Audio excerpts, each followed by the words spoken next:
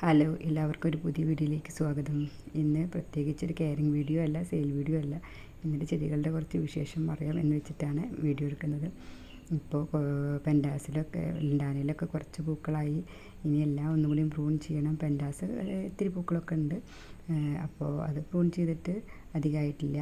പിന്നെ ലെൻഡാനയാണ് ഇടയ്ക്കിടയ്ക്ക് പ്രൂൺ ചെയ്യുകയും ചെയ്യണം, വളം ചെയ്യുകയും ചെയ്യണം. അതുപോലെ തന്നെ ഗാർഡനിൽ അധികം പൂക്കളില്ലാത്തൊരു സമയമാണിത്. ഇതൊക്കെ പെറ്റൂണിയാണ്. പെറ്റൂണിയൊക്കെ സീഡിൽ നിന്നും പാകി മുളപ്പിച്ച തൈകൾ മാറ്റി നട്ടതാണ്. ഇപ്പോൾ ബോഗൺവില്ല കുറച്ച് പൂക്കളുണ്ട്, അടീനിയും ഉണ്ട്. ബാക്കിയുള്ളതിലൊക്കെ പൂക്കൾ കാത്തിരിക്കുകയാണ്. പിന്നെ ക്രിസാന്തം, പിന്നെ പെറ്റൂണിയ, ഡാലിയയുടെ സീഡ് ഇതൊക്കെ പാകി തൈകളായിട്ടുണ്ട്. പിന്നെ ബോൾസം പൂക്കളില്ല. ഇപ്പോൾ ബോൾസത്തിൽ കുറച്ചുകൂടെ നിറയെ പൂക്കളുണ്ടായിരുന്നു. ഇപ്പോൾ എല്ലാവരും പൂക്കളൊക്കെ കുറഞ്ഞ് നിൽക്കുന്ന സമയമാണ്.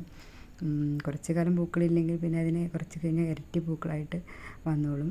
അത് ഇല്ലാത്ത സമയത്ത് നമുക്ക് ഗാർഡനിൻ്റെ ഭംഗി കുറഞ്ഞു തോന്നും.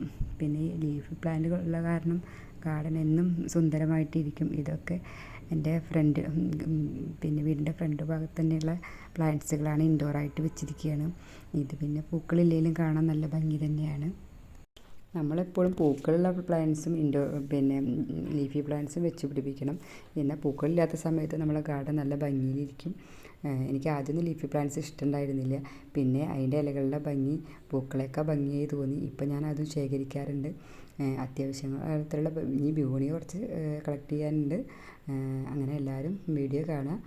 അങ്ങനെ ഇപ്പോൾ അത്യാവശ്യം ഇനി കുറച്ച് ബിഗോണിയാസും കൂടി കളക്ട് ചെയ്യണമെന്നുണ്ട്. ബിഗോണിയാസ് 2 ടൈപ്പിലുള്ളത് ഇപ്പോൾ എൻ്റെ അടുത്തുള്ളൂ.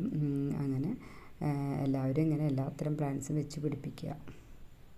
എല്ലാവരും വീഡിയോ കാണുക, സബ്സ്ക്രൈബ് ചെയ്യുക, സപ്പോർട്ട് ചെയ്യുക. Thanks for watching.